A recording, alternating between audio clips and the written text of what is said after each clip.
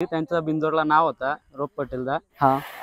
आम्ही नाव फिरवला त्यांचं। आणि जेव्हा तुम्हाला पेहऱ्याबद्दल समजलं की समोर निंबाळकर सरांचा सर्जा आणि त्यांचा रोप पटेल यांचा सर्जा आहे, तर तेव्हा कसं वाटलं तुम्हाला? तुम्हाला तर येणाऱ्या टाइमात निंबाळकर सरांचा सर्जा वगैरेंचा तुम्हाला फोन आला या काय संवाद झाला की आपण एकत्र गाडी वगैरे पलवाल का, तर तेव्हा तुमची काय प्रतिक्रिया? नमस्कार मित्रांनो, तर आजच्या दिवसात मोठी अशी आणि मैत्रीपूर्ण अशी शर्यत जी जमली होती, बलमा विरुद्ध सर्जा म्हणजे निंबाळकर सरांचा सर्जा, तर त्याच्या विरुद्ध बलमा आज विजय झालेला आहे, म्हणजे गुलालाचा मानकरी झालेला आहे।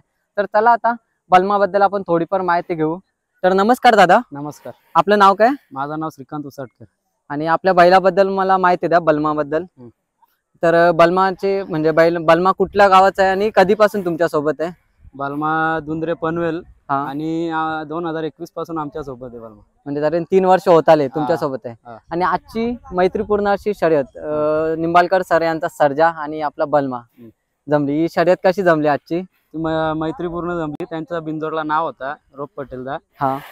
आम्ही नाव फिरवला त्यांच्यावर। अच्छा, म्हणजे तुम्ही रोप पटेल यांचा सर्जावर तुम्ही नाव फिरवला आणि तेव्हा पेहरा वगैरे काय माहित नव्हता? काहीच माहिती नव्हतं आम्हाला। आणि जेव्हा तुम्हाला पेहऱ्याबद्दल समजलं की समोर निंबाळकर सरांचा सर्जा आणि त्यांचा रोप पटेल यांचा सर्जा आहे, तर तेव्हा कसं वाटलं तुम्हाला? तेव्हा आम्हाला गाडी मोठीच वाटली ती। असं आम्ही पण बिंजोड मध्येच खेळतो, मग असं समोरची गाडी आहे ना, आपल्या बैलावर विश्वास, आपण पण बैलावर विश्वास ठेवला पाहिजे ना, का ही गाडी आपली घासून होईल किंवा अंतरान होईल। तर मग काय मनामध्ये वगैरे भीती वगैरे होती का आजची शर्यत अशी धाग्यापर्यंत होईल असं काय? नाही, भीती नव्हती मनात, कारण का बैल आमचा खालून पण फास्ट निघतो, पुढे पण वाढतो ना सुद्धा। तर आणि आजचा आपला पेहरा राणा, तर राणा बद्दल काय सांगाल आणि कसा पेहरा जमला आपला? पेहरा म्हणजे फोन आलता त्यांचा शर्यतीसाठी, म्हणजे दुसरी शर्यत जमवायची का ते आम्ही सांगितलं थांबा आम्ही विचारतो, सांगतो, कारण का मालकाला पण विचारायला पाहिजे ना। बरोबर। आणि ही जोडी आधी आपण बघितलेली आहे का, पळालेली का राणा आणि बलमाची? राणा आणि बलमाची गाडी नाही पळालेली, नाही पहिल्यांदा पळाली, विरोधामध्ये पळालेले आणि आज पैऱ्यामध्ये ते आम्ही शर्यत मैत्रीपूर्णच करतो, असे काही रागाची शर्यत कधीच नाही करत। असं खूप कमी वेळेला आपल्याला बघायला भेटते, समोर ज्या गाड्या पळतात त्या आपण एकत्र पळताना देखील बघतो, तर काय बोलाल त्याच्याबद्दल? एकत्र आता सगळ्यांनी प्रेमाने शर्यती करायला पाहिजेत, रागाने करून काय नाही, कारण का आपला नाद आहे ना पुढे टिकवण्यासाठी प्रेमाने शर्यत केली तरच नाद टिकू शकतो। कारण की आपल्या बिंजोडचा खेळ असा आहे की आज ज्या समोर गाड्या आहेत त्या उद्या एकत्र पण पळू शकतात।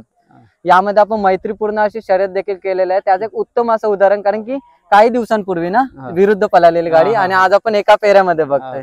तर कशी पळाली आजची गाडी सुट्टीपासून ते धाग्यापर्यंत? गाडीला टॉप स्पीड होता, सुट्टीपासून गाडी ती निघलेली फास्ट ती सुतापर्यंत।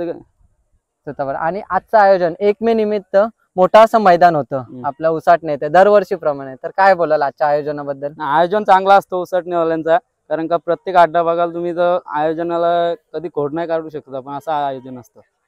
बरोबर। कारण की आपली बैलगाडा सेवाभावी संस्था जे पण आयोजन करतं, कोणत्या गरिबांची जी पण बैल आहेत त्यांचे अन्याय वगैरे होऊ नये यासाठी भरपूर असे नियम त्यांनी काढलेले आहेत, तर त्या नियमांबद्दल तुम्ही काय बोलाल? नियम काढलेत ते चांगलेच काढलेत, कारण का अध्यक्ष आणि उपाध्यक्ष आपले सगळ्यांना सपोर्ट करतात, असं नाही का एकालाच सपोर्ट करतात, ते सगळ्यांना सपोर्ट करतात।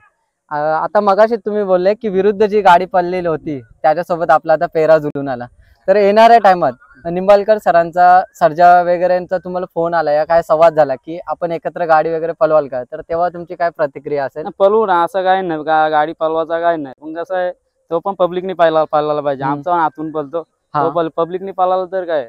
बरोबर। आणि आपली घाटावर वगैरे काय कामगिरी आहे का बैलाची? घाटावर आम्ही पळवीत ना बैल 3 फेऱ्याला, एकदा पळवलेला तेव्हा बैलांनी नंबरच केलेला, 1 नंबर केलेला तेव्हा। अच्छा, काय होती तेव्हा प्रतिक्रिया? कारण की 1 नंबर केलेला आणि त्याच्यानंतर तुम्ही बैलाला तरी 3 फेऱ्यामध्ये नाही पळवायचा निर्णय घेतला, याच्या मागे काय कारण वगैरे? कारण असं काय नाही, कारण का आम्ही बैल मुंबईमध्ये पळवायला घेतलाय, आम्ही वरती बैल कधीच नाही पळवत, बैल आम्ही जास्त खालीच पळवतो। आणि आपल्या दावणीला बलमा सोडून आणखीन कोणते नंदी आहेत का? महबूब आहे आणि एक घरी बागड म्हणून आहे, तो पण नम्रानेच पळतो, नम्रानेच पळतो। आणि शर्यती आपल्या बिंजोडच्या कशा पद्धतीने केल्या पाहिजे? कारण की आपण बघतोय एखादा जिंकला तर खूप जल्लोष करतो, आज मी बघितलं आपण विजय झालेलो तरी पण थोडाफार गुलाल केला आणि काही जल्लोष वगैरे नाही केला, त्याबद्दल काय सांगाल? आम्ही जल्लोष म्हणजे जास्त करतच नाही, कारण का समोरच्याला राग येईल असं जल्लोष करून फायदा नाही, आणि पुढच्या जेव्हा शर्यत जमली तेव्हाच आम्ही सांगितलेलं का शर्यत मैत्रीपूर्ण होईल, कोणी काय गोंगाट करायचं नाही. नक्कीच आज सुंदर अशी आणि मैत्रीपूर्ण अशी शर्यत झाली आणि दादांशी बोलून खूप चांगलं असं वाटलं.